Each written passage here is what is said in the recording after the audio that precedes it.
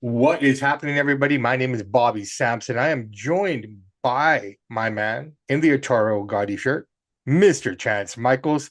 Chance, is wrestling alive after one weekend? What a weekend. What a Monday night we've had. Nothing but surprises after shock. Even you got to say the storytelling was written well. Things were done right. I It, feel it, like, it was for the Cena heel turn, but then I think they dropped the ball on Monday with it. But we'll get to that. But yeah, there was Elimination Chamber was good. It was a solid show. I don't have yeah, any Chamber complaints was on good. that. I thought Raw was good too, though, to be fair, man. I mean, considering everything, um, a lot of good stuff came out of this, man. Insane, insane, insane. But let's just talk about the elephant in the room. Mr. John Cena is finally a heel, man. Yeah, it was good. Nobody saw it coming. It's not like we got to. The marks are going crazy on the internet. This is not even close to the Hogan heel turn. And let me get to that. Why they're about 5 years older. Rock's in his mid 50s. John Cena's about 47. Hogan's only 43. Still older, but still, John Cena's what 47, 48.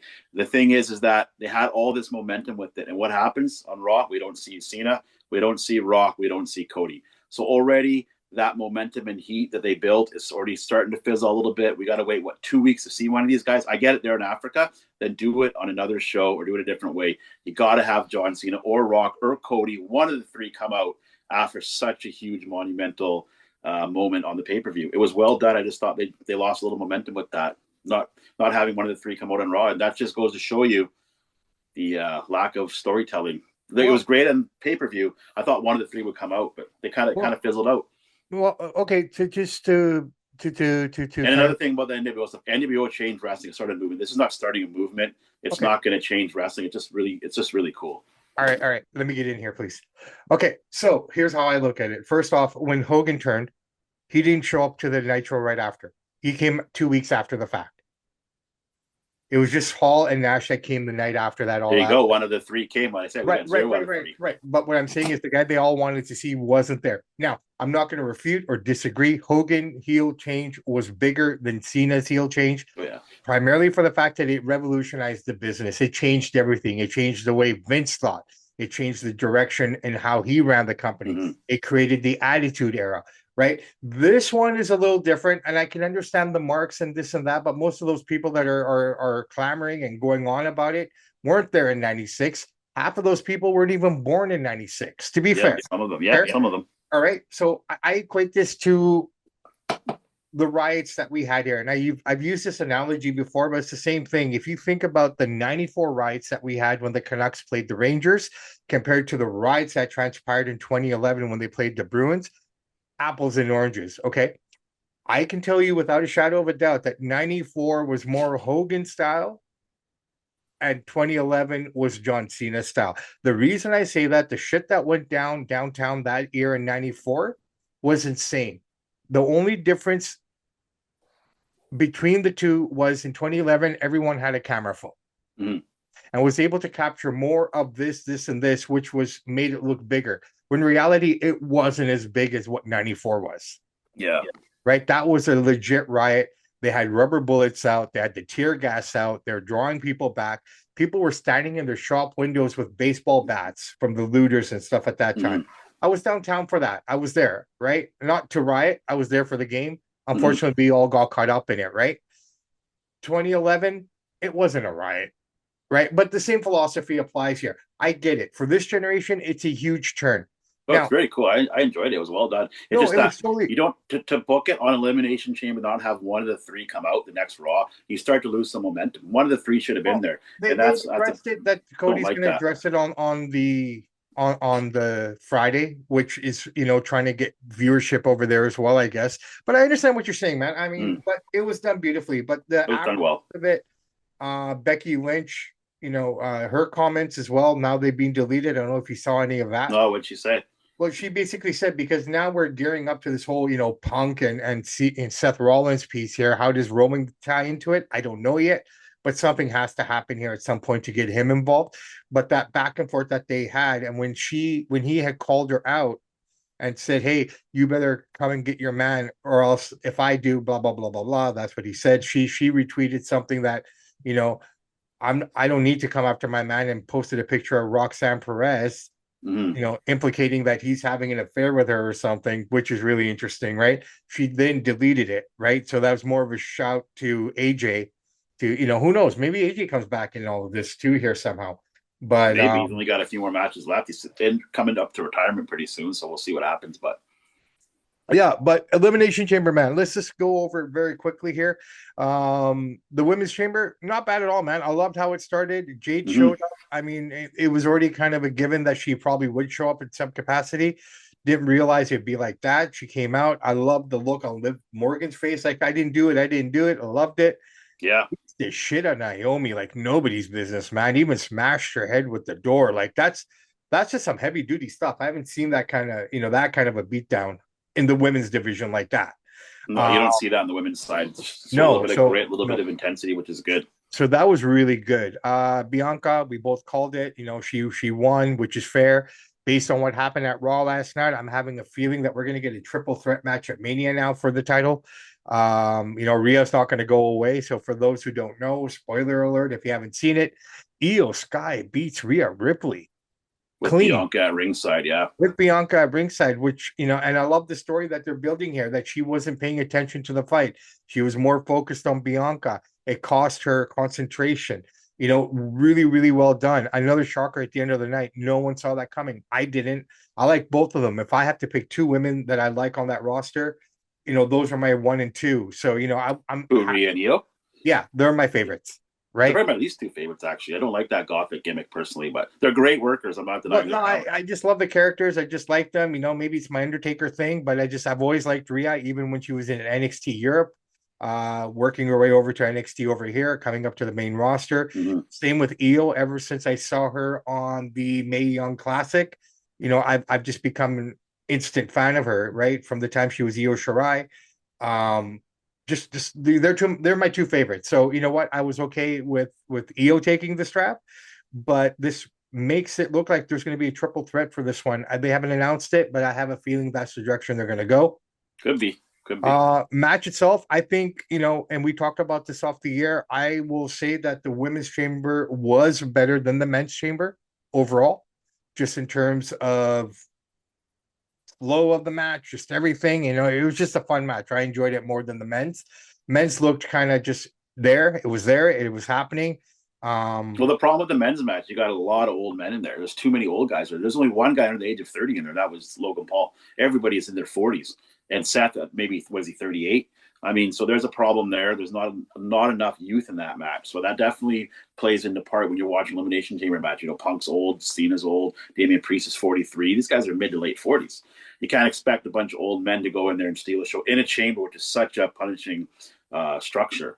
So I Dude, the felt the first thing I chambers. thought, crap, all these old men here, where are the young stars? They're not able to create new stars.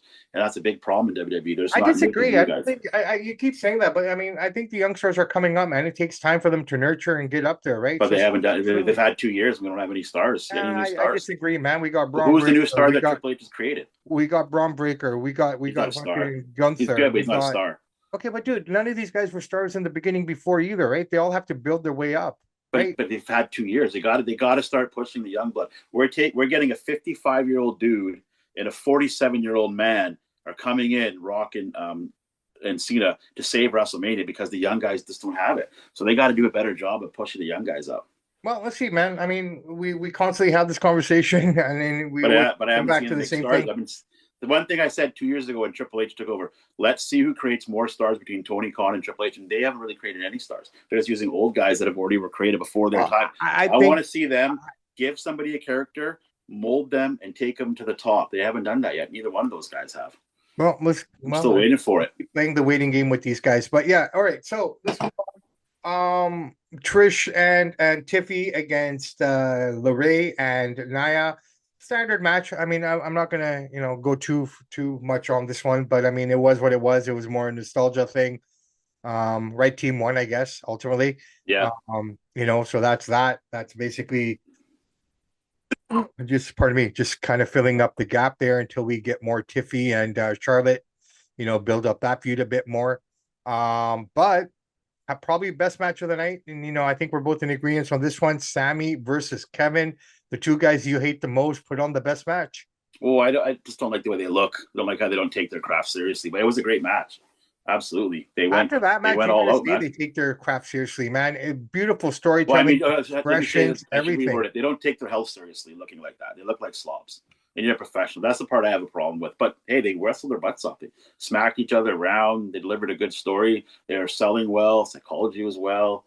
It was a well done match, and I can't knock them. You know, Yeah. Sammy. So I've always said about Sammy, the wimpy guy that he is. He throws one of the best working punches. You watch Seth Rollins. He throws a punch like he's a 5-year-old kid. He has no idea how to punch. He's just a wimpy guy. But Sami Zayn actually throws a nice, stiff working punch. One of the best working punches in the business. So I got to give him yeah, credit. It was an awesome match. I really no, it enjoyed was it. a solid match. The basis of the match, the storytelling on it, just the Mm. expressions. I mean, it was done really, really well. I mean, I would love to see it carry on, but I mean, everything has to come to an end, and we looks like we're getting Randy and Kevin now for Mania. So that looks like another potential matchup that we're probably going to get to see here as well. Yeah, nobody saw Orton coming back and getting involved. So that was a nice little twist. Isn't it funny though? It's once again Orton's return is overshadowed by everything else that happened on that show. I mean, the same thing Yeah. happened to him when he returned to Survivor Series that year for War Games, and Punk came back and overshadowed his return. Yeah. Again, he comes back again, and he's overshadowed by all the stuff that went down at the end of the show. Mm. But no, Randy Orton's back. Let's hope he And, stays. and a lot of people I see online, they're wondering why was Travis Scott with The Rock, right? Because you had Drake in the crowd, right? Drake is obviously one of the most streamed artists ever, one of the most popular artists ever. Just the numbers say that. The reason why they had Travis Scott in there, they don't use a guy like a Drake because Drake's is more of a good guy. Travis Scott is a little more demonic. He's got a little more of that dark kind of like I don't know, demonic lyrics. He's a little bit of like Illuminati lyrics, that kind of stuff. That's why he's with The Rock, because The Rock is I'm gonna take your soul stuff. So it's kind of went with the demonic kind of vibe, and that's why they had Travis Scott out there. And there's Yeah, who is this guy? I don't know much about Travis Well, Scott. that's the reason. I don't know his music at all. I only know Drake because one, he's Canadian. Two, because my little one likes him. That's the only reason I know anything about him. To be But fair, that's yeah. But so what I'm saying is that's why they use Travis Scott no, because but he's they got a wouldn't little of have that used dark Drake anyways soul because kind of he's not a country. wrestling fan. After that show, he became a wrestling fan, right? Who Drake. I don't know the details. I You just know, know no, he's but front row. that's what I understand. Like he wasn't sold on wrestling, but he tweeted afterwards, like, "Hey, wow, this stuff is Mm-hmm. real, right?" Like he's actually down with it now. Before that, he kind of, probably just thought of wrestling as whatever, right? And Yeah. So, he's never anyways, yeah. agreed to it. So. Back to the turd. The reason why they bringing out Travis Scott is because he's got a little bit of that like demonic soul kind of dark imagery, Yeah, I don't know what he was doing, Satanist man. Was lyrics. I he don't want to like call he's not a lighting up? Satanist, but he's very demonic. Like I don't want to say demonic, but he's got that dark vibe. No, He's no, kind of fair like an enough. Ozzy Osbourne of rap, to put it that way. You know what Okay, I fair mean? enough. I'd have to listen to some of his stuff and kind of get to know him a bit, but I wasn't sure if he was lighting sage or if he was trying to light a joint. I was trying to figure that She's shit just out trying to too. go with that demonic because Brock said, "I want your soul," right? So to Yeah, come yeah, with that dark imagery, yeah. But um, apparently this guy wants to wrestle too, so let's see how this all ties yeah. in, So right? I get why he was out there.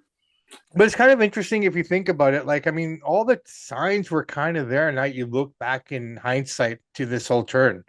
I mean, first off, Cena saying that, he's going into the chamber. Um, that alone kind of, should have put up a red flag with a lot of us, right?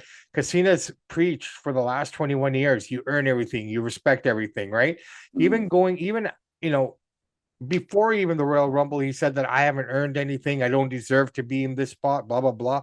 That's the Cena that we all kind of know, that hustle, loyalty, respect Cena, right? But we should have probably seen something when he said, like, I don't need to earn anything. I've done enough here. I'm going into the chamber automatically. We yeah. should have seen something at A that lot point. of the dirt sheets are saying that Triple H wanted Drew to do it, and in the last couple days, Rock came in there and said, "No, I think we should go with John Cena," and John Cena was on board, so they're planning it. So up until that's what they say. Who knows the dirt sheets? But 3 or 4 different reputable people were saying it was supposed to be Drew to do that dark soul vibe that they're doing with Travis Scott, but then Rock and Cena's politic backstage, and I don't know whoever convinced them. They said, "No, we're going to go with Cena as a heel turn," and they switched it the last few days. Who knows? Well, Because with it all makes sense to me because I was looking at the betting odds before the match. They had Drew as the favorite. Originally, it was John Cena. Then the market switched, so that's how I know the insiders were. Maybe it was false information. They were leaking it out. Looking at the betting market, they had Drew as the favorite. mm, Those guys are pretty sharp. They had John Cena second, and then down the list you go, right? So Yeah. maybe it was a last minute thing. I don't know. Either way, it was well done, however you look at it. No, it's totally well done. I mean, the match itself was really good. I mean, Seth Rollins in essence, costing Punk in a way. I don't know, that stomp at the end there, that just kind of kept that feud going as well. Coming out of the men's chamber, I'm still pretty adamant we're going to get Drew and Damian. Yeah, I Uh, think so. I think that's gonna be a good I match. that's probably going to happen here now. Obviously, we know Cody and John are going to go at each other here. So that's guaranteed now pretty much. I'm still saying, man, that Logan and Braun are going to end up fighting each other, Could be. Could be. right? I Possible. mean, because right now I don't see CM Punk and Logan going at each other right now. Maybe later down the road. Not Maybe after Raw. I think it's gonna be Punk and Rollins again. it looks like it's Punk and Rollins, and I think Roman has got to tie in here somehow, right? Yeah. Something's got to give. It's kind of interesting here. So we're looking at the first Mania in a long time where Roman Reigns is in headlining, which is interesting. Yeah, that's a nice change. I guess the question is, we got 10 months left of John Cena. I don't think he's retiring, man. You can't retire after something like this. Like, you just can't. He will. Because he look at how good a shape the guy is in for 47. Looks phenomenal, by the way. There's a workaholic. He looks great. So he's the kind of guy, if he said it, he will retire. He'll go out on top. He'll take the belt, and then at the end of it all, he'll punch Rock in the head and turn on Rock and retire as a good guy towards. I'm kind of curious too, because I mean, you got Fast 10 coming up as well here, right? Like the Fast and the Furious franchise, and both are in there now. Yeah. Could this be like a Hollywood thing? Like, the people are saying, is there a third man? Is there a third man? I mean, ironically enough, if there should be a third guy, it should be Hollywood Hogan. That just put it over the top. No, but the Marks would lose their minds. I get that, but doesn't it make sense if you're going to have this Hollywood vibe kind of going here? I mean, it's ironic that the day that all this kind of happened, a couple of days before they released their Hollywood top stars, Rock is number one with $88 million. That makes a ton of money. Yeah. Right? And Cena, I believe, is number 6 in terms of revenue or something like that. Right. So you could see that with this Fast 10 Part 2 coming out, will both of them be in it together? Will they play off of that? I'm curious to see where they're going to go, right?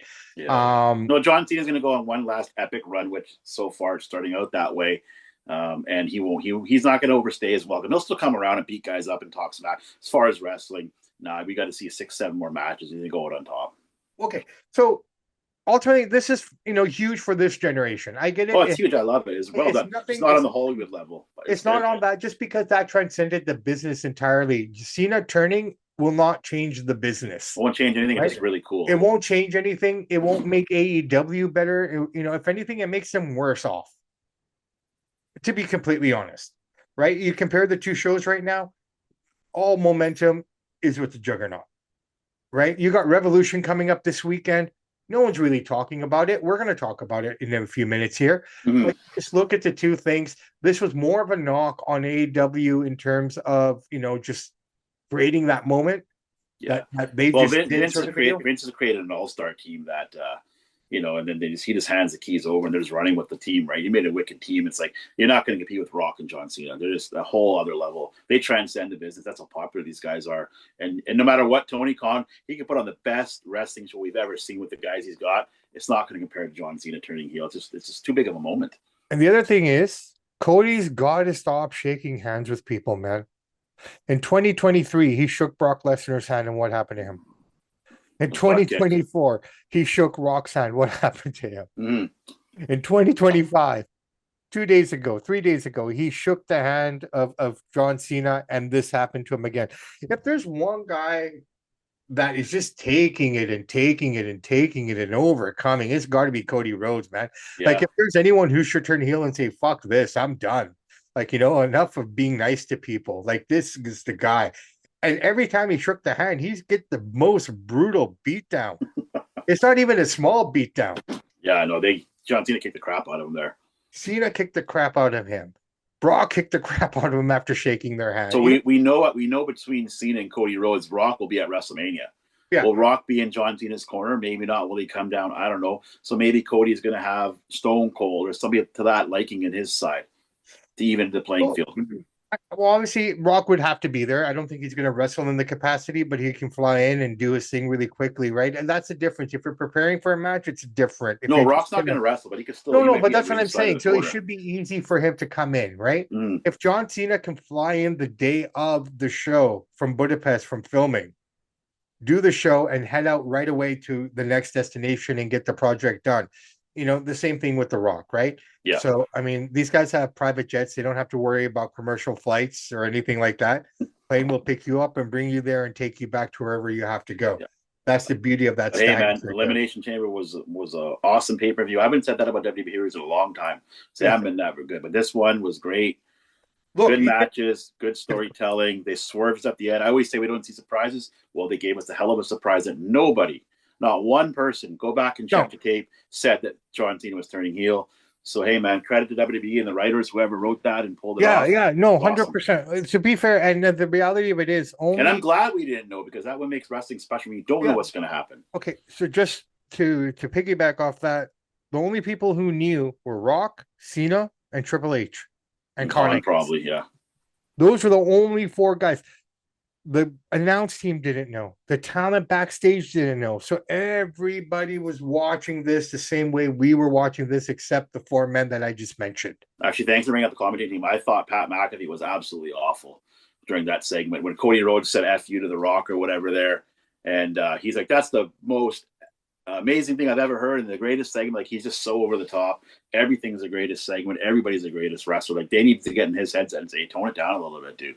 Because he just keeps saying the most. It just doesn't even make sense half the stuff he says. I get it; he's a bad guy. You always oversell it, but his stuff is not even logical, and this is getting stupid. Well, I mean, it appeals to this generation. It doesn't appeal to ours. So what can we Yeah. do? Right? All right.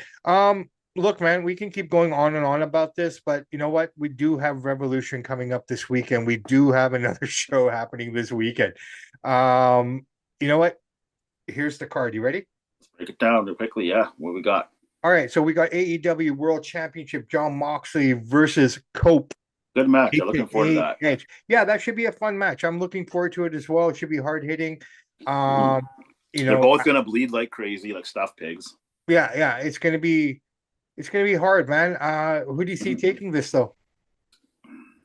Moxie's a champ. I think with Cope's momentum, I hate that name. It sounds so corny. I think with Adam Copeland's momentum and all the stuff, and Moxie with his Death Rider stuff, I think you got to give the belt to Adam here. I think Cope's going to take it. Actually, I'm kind of thinking the same way, I but think he deserves it. Cope's been doing some amazing work right now on the mic and in the ring. he's a shining light for the company, Yeah, he is. He's right? good. He is. Yeah, I'm with you as well. I think Adam's going to take this. It's going to be interesting. But I think Adam takes it. But remember, his buddy Christian still has that contract as well. Mm-hmm. Yeah. So maybe Cope wins, but then Christian comes and attacks him from behind or something, all bloodied up, and wins the title. So you know what? I'm going to be an ass. I'm going to say Christian's going to walk out of this match as new champion. You never know, man. It'll be a nice surprise. Copeland wins, but Christian comes because of that story. It's still going. It never ended. You know what I mean? Since he came to AEW. Yeah, could be. Well, wouldn't mind seeing that. Yeah. Tony Storm, Mariah May in a Hollywood ending match. So this is basically just a hardcore match. Yeah. You know what? I'm gonna give it to Tony. I think she can take the belt off. Tony is a champ right now, actually, right? Yeah. I think this ends it, the feud, and they go their separate ways. And I think this opens up for Tony Storm and Sasha Banks. That'd be a good rivalry. Yeah, I think Ryan May. Yeah, I think you're right on that. I think it's time for Tony to put this feud away and step on to maybe it's Sasha Banks or somebody else. But Hollywood ending match. What does that mean? Like you said, it could be a hardcore match. Could be it basically is a hardcore match. Yeah. It's no different from a Louisiana street fight or Falls Count Anywhere. They just given it a fancy title. All right. AEW International Championship, Kensuke Takashita, versus Kenny Omega. I'm actually looking forward to this one. Yeah, should be good. Right? This is another one of those. Takashita, I enjoy his work. He's pretty exciting to watch in the ring. Both of them are really good. It's going to be ballet again. It's going to be hard hitting, very solid, very familiar with each other. It helps that Kenny Omega is very well schooled in the art of hardstyle Japan. Oh, yeah. So you're going to basically get a great New Japan match here. And with Kenny Omega coming back and all the momentum behind him, I think he's going to take that international championship off of Takeshita. Maybe I'll agree with you. You know what? I'm going to go the other way. I think Takeshita's going to win it. Kenny is probably going to get jumped here. Something's going to happen to cause it not to happen. But I'm going to go because I don't think Kenny needs that. Kenny needs the big titles. He doesn't need these little ones, in my opinion. Kenny is a standalone. He doesn't need it per se, right? Unless he's going after the AEW World Championship or something meaningful like that. That's just where he is right now. So I'm gonna go Takeshita. You're going Kenny? Yeah, I'm gonna think Kenny. They want to get his name out there.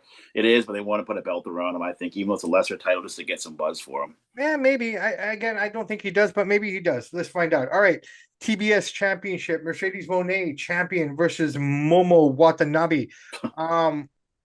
Dude, I'm looking forward to this just because the work that she's done with the girls from Japan have been phenomenal. Now, I don't know if the girls that she's working with are making her look this good, or she's just kind of stepped up and made herself look that good. You talking about Monet? Yeah. I think she stepped it up. They heard all the criticism from us, from everybody saying, hey, you got all this money. You were totally doing a crappy job when you got there. You weren't worth the money. She took all that negative talk. And, man, like I said, we gave her a female match of the year last year. Yeah. She's had great matches. She's but got better promos. Notice all her best matches have been against all New Japan talent. She hasn't been able to pull the trigger like this against any of the North American girls. She's too hot right now. She's the best thing they got for the women's division.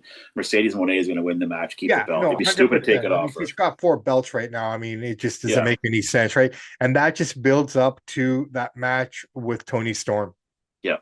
They need to bring that title back into relevance because right now the TBS Women's Championship seems to have a bit more power and prestige behind it than their actual Women's World Champion. Yeah. Is that fair? Yeah, that's fair. I agree with that. All right. So we got that. All right. AEW World Tag Team Championships, the Hurt Syndicate versus the Outrunners, which is kind of, I don't know, those guys. They just look like a bunch of jobbers that they've given a run to. They are. Come in, you guys that are given the spotlight to. Right? They kind of remind me of the Beverly Brothers, if you remember them from the late 80s, early 90s. Turbo Floyd, and Truth Magnum. Exactly. They totally remind me of a 1980s, early 90s WCW tag team. That's the thing I think they're going for. The name Truth Magnum, he's going for the Magnum TA thing. Yeah. Hurt Syndicate. What else can we talk about there? Yeah, I can see them. Either Tony Khan's going to get Bobby and Shelton to crush these guys, or they're going to let these guys showcase themselves, the Outrunners. But Hurt Syndicate's still going to win. If I'm Tony Khan, let these guys shine a little bit, dominate the match, and then you let Bobby and Shelton walk out of there just to get the Outrunners a little bit of notoriety. But yeah, Hurt Syndicate for sure, slam dunk, they're keeping the belts. Swerve Strickland versus Ricochet in a number 1 contender match for the AEW World title. This first thing kind of my mind is good match. I'm like this one's interesting. I'm actually looking at it right now. I'm just thinking about it. These guys have been going back and forth. They've been, the banter, the build up to this match has been really, really good.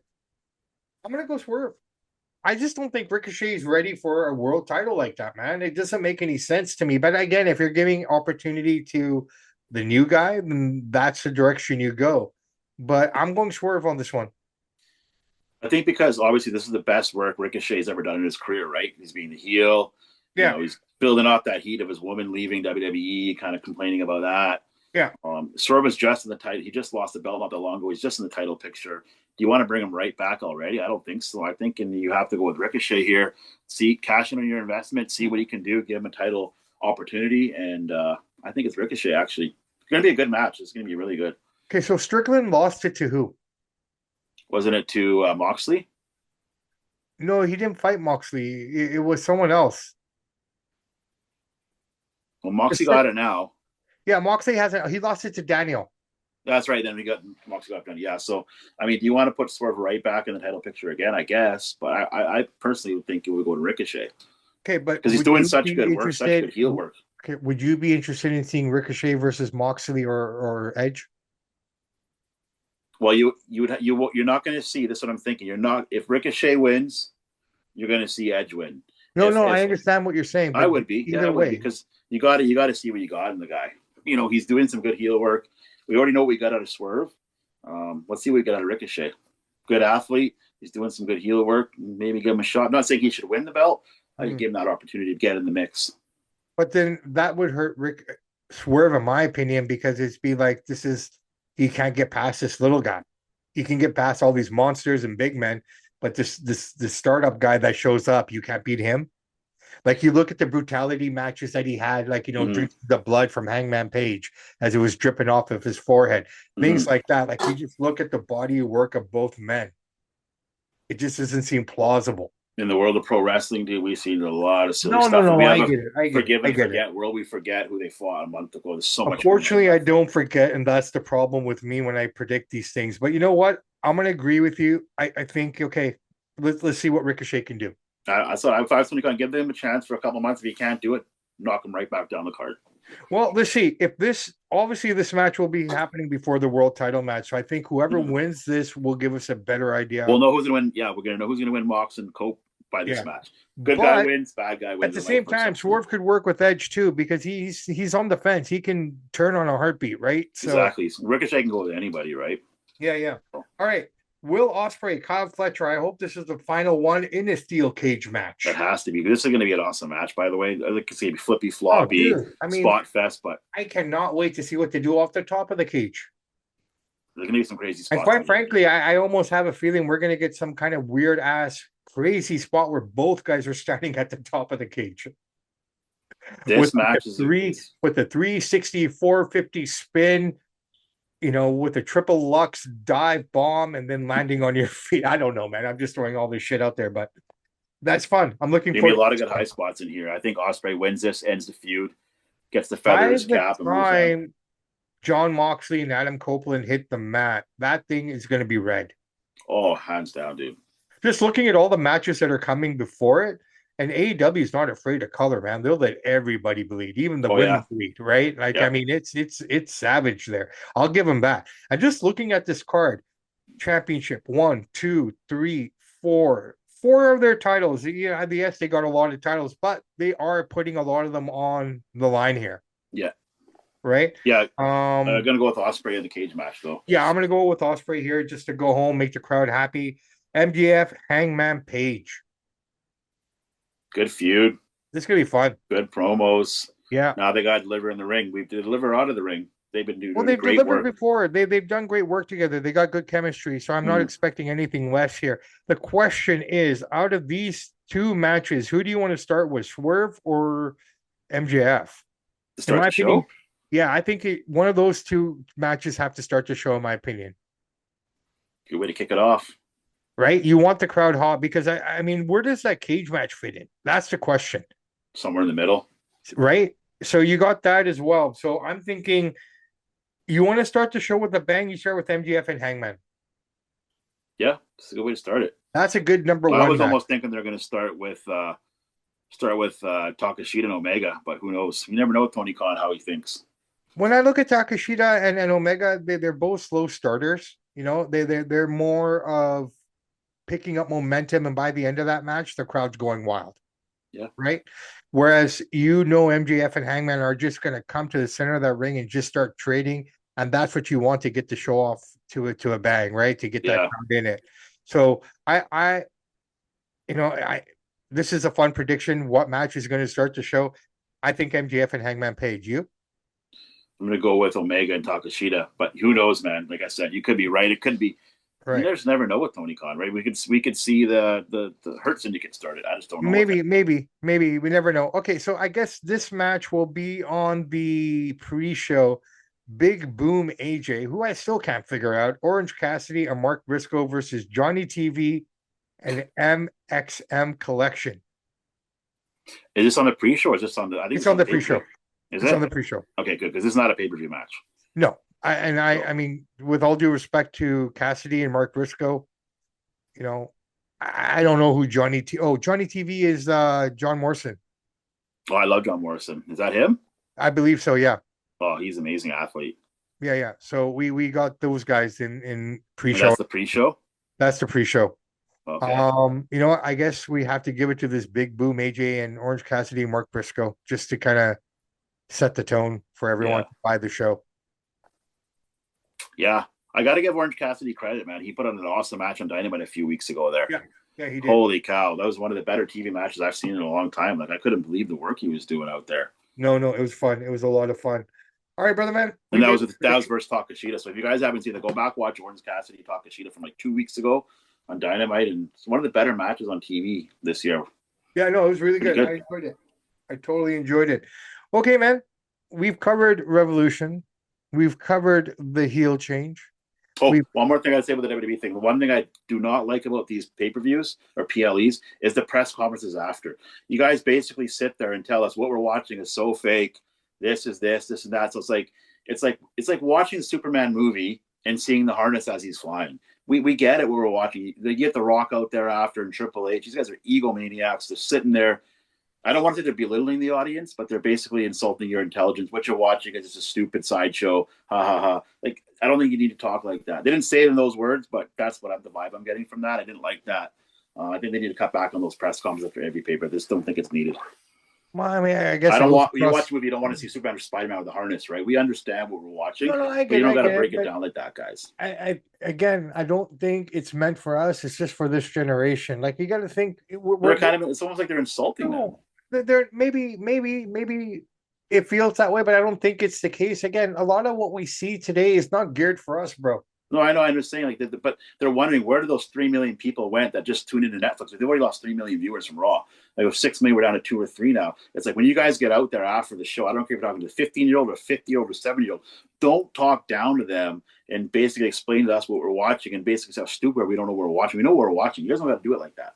I don't like how The Rock is doing that. He's done that a few times. And I'm not going to say this in a mean way or anything, but we're also dealing with very stupid generation of people as well. I get it, but right? I would just if I'm Ari, we don't need a press conference for every pay-per-view to kind of toot our own horn. They're kind of bragging about themselves. Everything they do is calculated, brother. Everything they do has a revenue tag to it somehow, right? So, I mean, it's not meant for you and me. I don't watch it. You don't watch it per se. I watch the highlights of it just to see if something came out of it that I need to see. But for the most part, I leave the show when the show's over. Yeah, and I go home. Right? That's the way we grew up. You got to keep in mind, man, we come from a generation where we used to watch pay-per-views, before it was readily available. People have to understand how we watch shows. Like, I don't know about yourself, and I can only speak for me on this one. Okay. But I remember there was a time where we had the box. Okay. Yeah, there was that. Yeah. Right. We had the box where we could watch it. And once they figured out that no one could use the box anymore, then they started putting them on at the cinema. Yeah, I actually enjoyed the papers at the cinema. I thought it was cool. Right. We used to go to the cinema. Then we used to go to the pubs, right? Pubs used to put it on all the time. We used to go downtown to the Marble Arch. It doesn't exist anymore. One of the best places in the world. We used to go in there and watch the pay-per-view. In between matches, we'd watch another show. Yeah. Right. So, that was the beauty of that place. And in Delta, we used to have a place called the Whaler. We used to go there all the time and watch pay-per-views. That's the way we consumed wrestling. We got Monday Night Raw, we got SmackDown, we got all the other programs. But when it came to the pay-per-views, we were usually scrambling to find a place to go watch it before pay-per-view became real easy to attain. Yeah. Right? Now look at it. Everyone is so fed. You know what I mean? It's just spoon-fed. It's so easy to get content. It's so easy to get everything that we wanted. Hell, man, I tell you what, when I was a little kid, my dad took me to WrestleMania 1 at the Coliseum. Yeah, I think I've seen WrestleMania 6 or 7 there on closed circuit. I can't remember which one it was. Right? So my dad used to take me there every year to watch it, but then we'd have to, if you didn't get to one of those shows that way, then you'd have to wait a month for the video to come out so you could rent it. And see what happened. Yeah. To watch it. You know what I mean? So just to give people a heads up, this is how we grew up. Yeah. So all this press conference stuff, all these things that everyone's getting now, the influx of content with social media, with X, with Instagram, this and that, stories just don't end there. In fact, you got to watch YouTube clips to fill pieces up of the story that you never saw. Yeah. Right. So that's just the world of wrestling. So I understand where you're coming from. We don't need that stuff because we never had it. We don't need it. Yeah. But this younger generation, this is how they consume product, man. This is how they watch wrestling. This is how they watch sports. And A lot clips. of these Yeah. guys don't even watch games anymore. They just wait for the highlights. Yeah, you watch 10-minute highlight clip on YouTube. Exactly, right? Not no one, but majority of the last two generations have the attention span of a child, even in their adulthood. Yeah. Okay. No one can sit down and watch a baseball game from first pitch to last pitch anymore. I look at that as an amazing opportunity. That's a sign. A man and a woman, any person that can go to a baseball game and sit there and enjoy it from beginning to end. It's a great, for me, that's a sign of someone who has their shit going. They can relax and they can put that time in and relaxing and watching a game. Yeah. Right. So, we're Prime was back at the pay-per-view. That Prime bottle there. I was surprised to see that. I think it was more there for a prop. Again, the way Punk threw it down, you know what I mean? It's just kind of one of those kind of things. But here's the interesting thing, man. And I know we're gonna go into boxing here in a little bit here, but I just want to mention this really quickly. You notice on the PBC card, every other promotion has Riot season somewhere. Yeah. PB still does not have a marking of it anywhere. What does it? No, a PBC ring? Yeah. I know. No, nothing. Interesting, huh? Yeah, it is. I know. All right, we'll talk about that later. But brother man, let's wrap this puppy up. We got stuff to do, things to see. Guys and gals, just before we wrap it up, I want to let you guys know, and I haven't told Chance yet, I am going to be on the round table again tonight with the 313 posse. Me, Professor Bear, Big Mike, and I believe there's the other fellow as well. I always forget his name. I apologize, brother. But that's going to be happening tonight at 5 o'clock. I'll be joining at about 5:30. I have a prior commitment, but I'll be there to join those guys. And we're going to talk about everything that we just talked about here, but just from different perspectives, from Kentucky to Detroit to Milwaukee.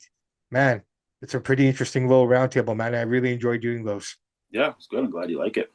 Yeah, it's a lot of fun. It wouldn't be a roundtable for me because I would shake things up too much on there. This is more of like I enjoy the conversation. It's more of like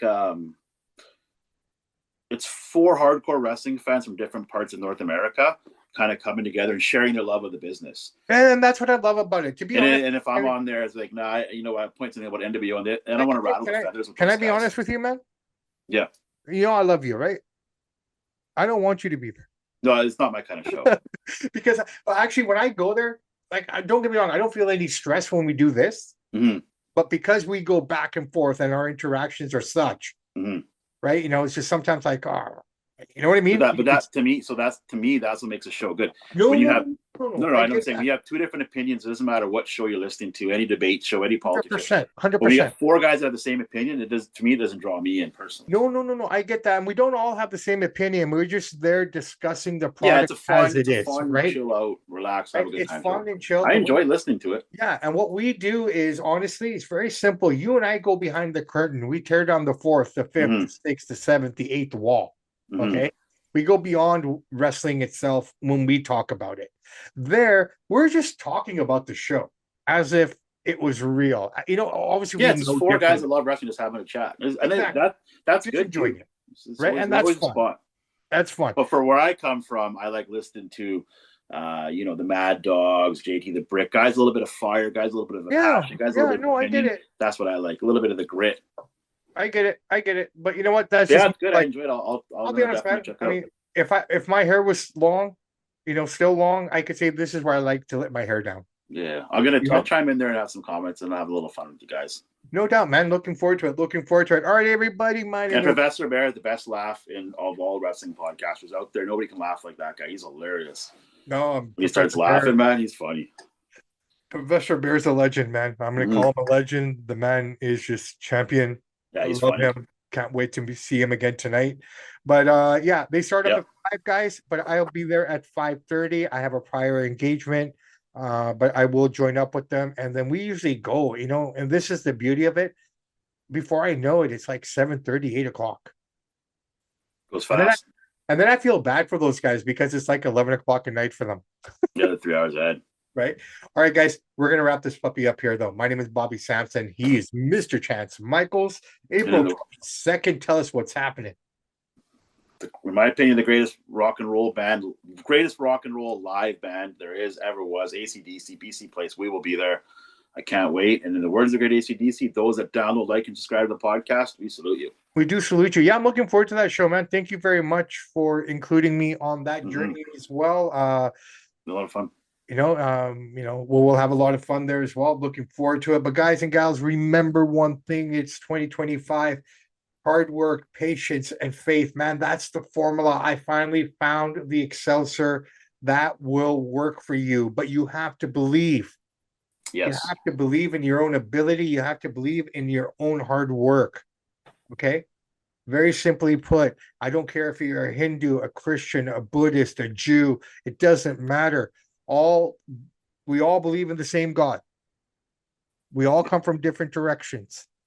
The stories are a little different, but the story is the same. Yeah. You gotta work hard to achieve your goals. God will support you. God is only happy when he sees you working hard. Absolutely, so all the people sitting around with their hands like this, you're not going to get anything if you don't put the work in yourself. And you got to have patience. Not everything happens overnight. So sometimes the hardest things will happen before you see the light. Sometimes the most difficult moments of your life will happen before you see that light. And anyone who doesn't have to experience that will never truly know the meaning of success. Yeah. So work hard, forget the naysayers, believe in your ability, surround yourself with people who believe in you, and you'll be okay. Samp and Chance are out.